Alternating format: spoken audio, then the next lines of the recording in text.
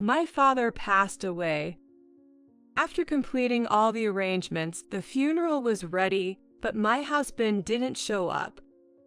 He was always in dirty work clothes, doing bottom-rung jobs. It's wasted doing it because there won't be inheritance anyway. I was speechless. I had run out of patience with him, so it was a clean break for me. After the funeral, when I brought up divorce, he eagerly agreed as if he had been waiting for it. As he was filling out the divorce papers, he smirked and said to me, Divorce is fine, but you're the one who's going to have trouble, right? I'm not troubled at all. Probably you are the one who will have trouble. My name is Emily Johnson. I have been working as a clerk since I joined a construction company after graduating from college. I'm getting old enough to be in my early 30s. I am married, but we don't have children. My husband, David, is a natural-born playboy, never running out of stories about gambling machines, horse racing, boat racing, drinking, smoking, and womanizing. There was a time when we tried to have children together, but it got interrupted for a reason and never resumed. I never pressed him, but the reason for the interruption was that my husband had contracted a sexually transmitted disease. Since I haven't had sexual relations with anyone other than my husband after getting married, I had to assume the infection came from his cheating. When I confronted David about it, he said, "I've forgotten about it. It's nothing." He insisted on forget it, don't ask, and I couldn't persuade him to cut back on his womanizing.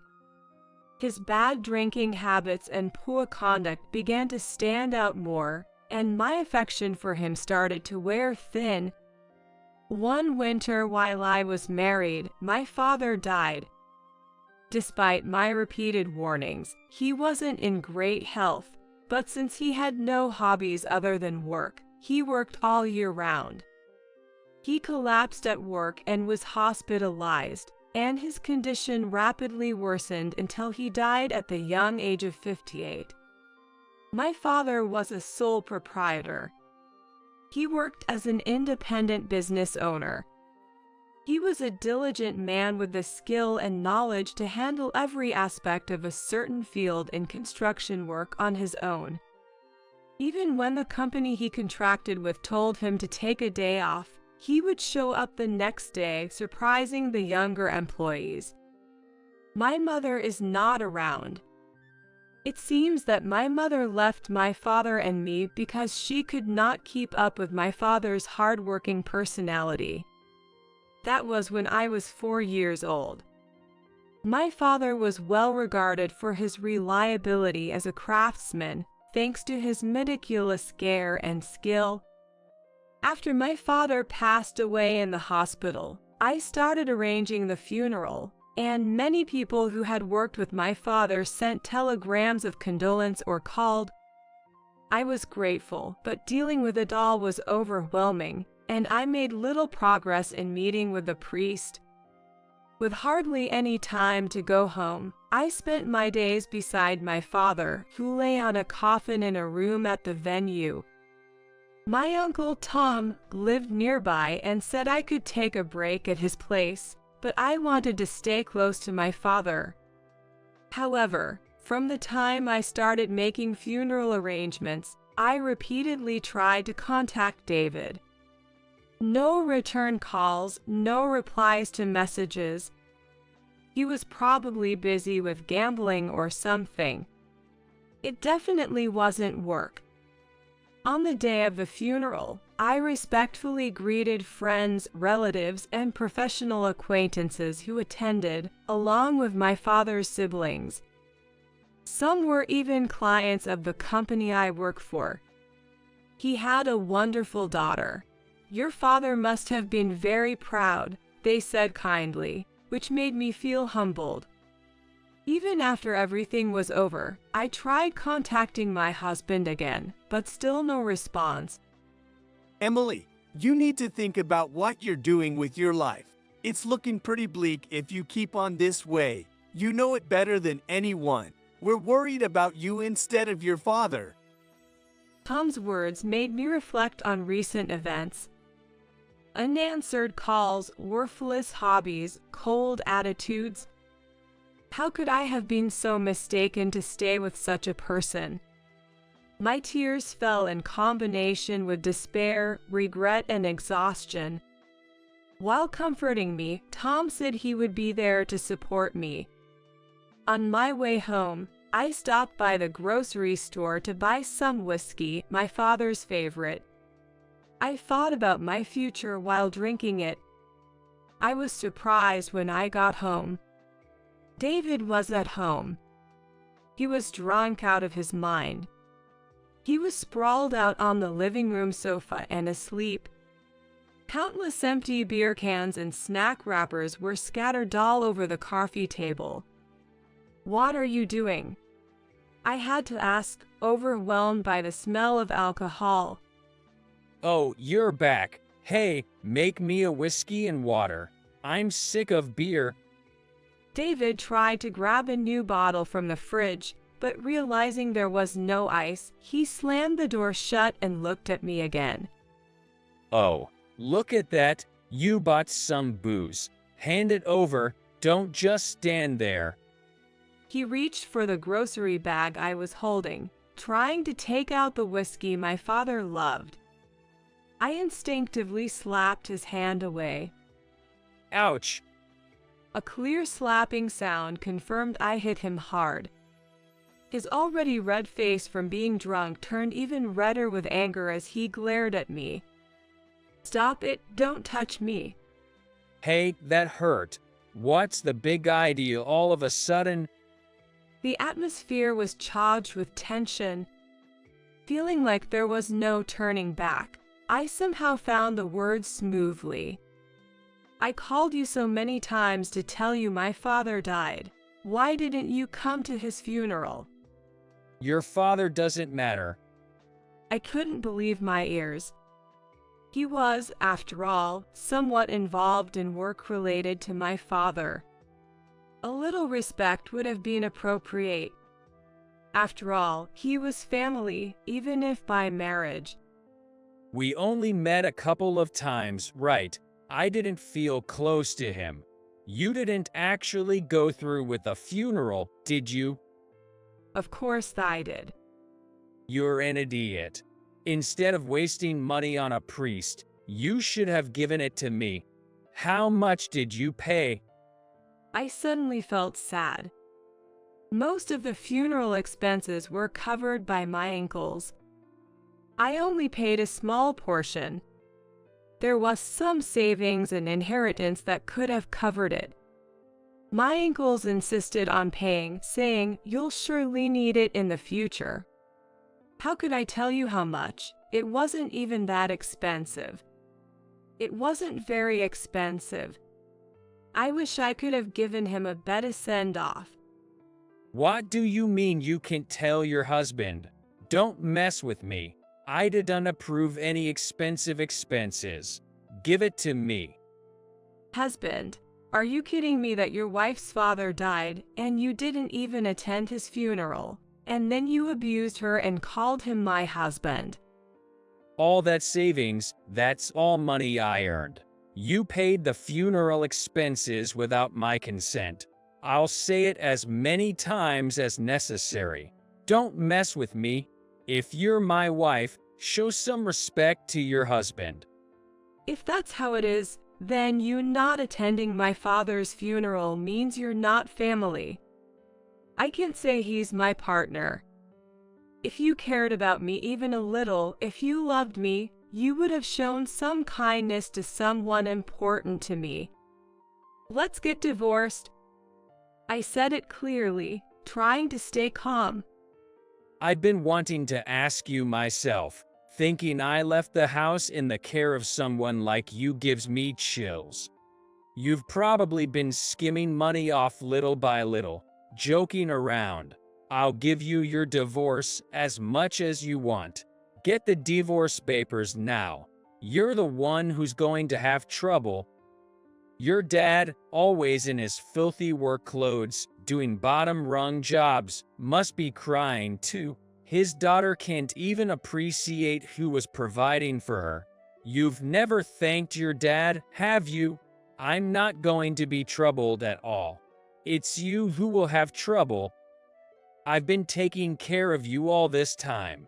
You were able to live because of me. Regret it? There's no inheritance, couldn't be, and I won't care even if you do regret. Ignoring my husband's loud voice, I quickly packed my bags. Taking only what I needed, I left the house with my minimal belongings. Scream all you want. He followed me to the entrance, hurling insults at my back. I couldn't stop the tears. I stayed at a budget hotel near the station.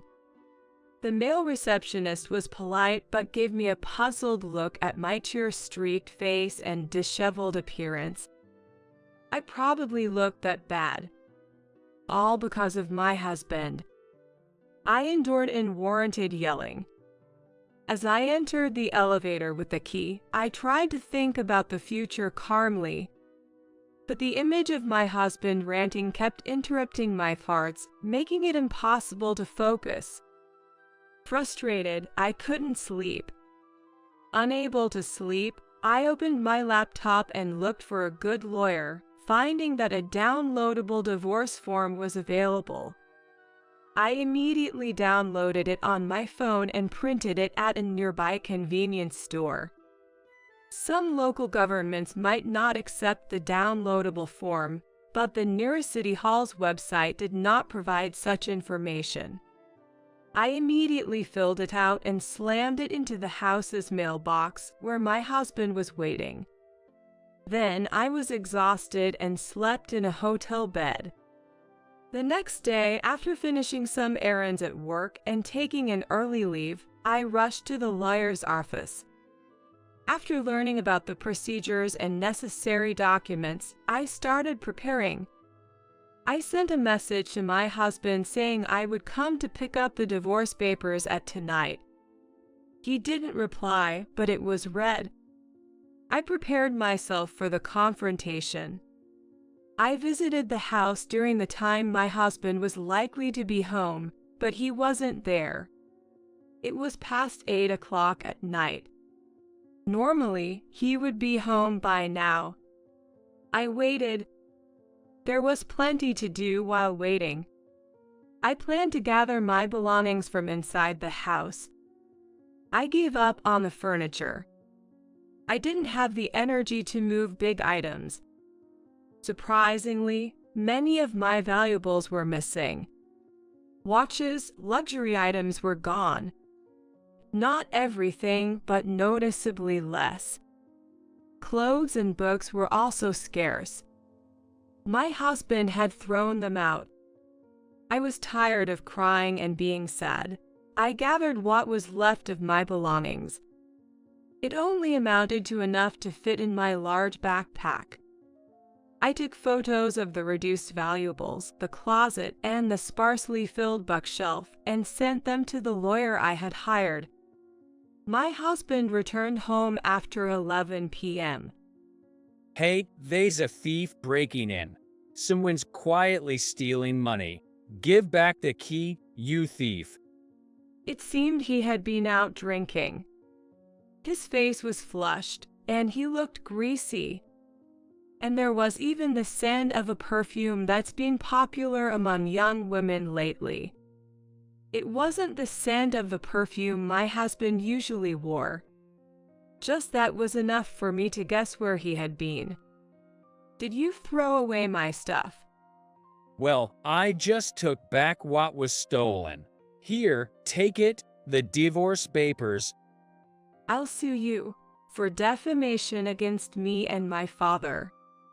Do whatever you want. I couldn't care less. I did you a favor by marrying a gloomy office worker like you, a late bloomer with a bad personality. You're the one who's going to have trouble after we split.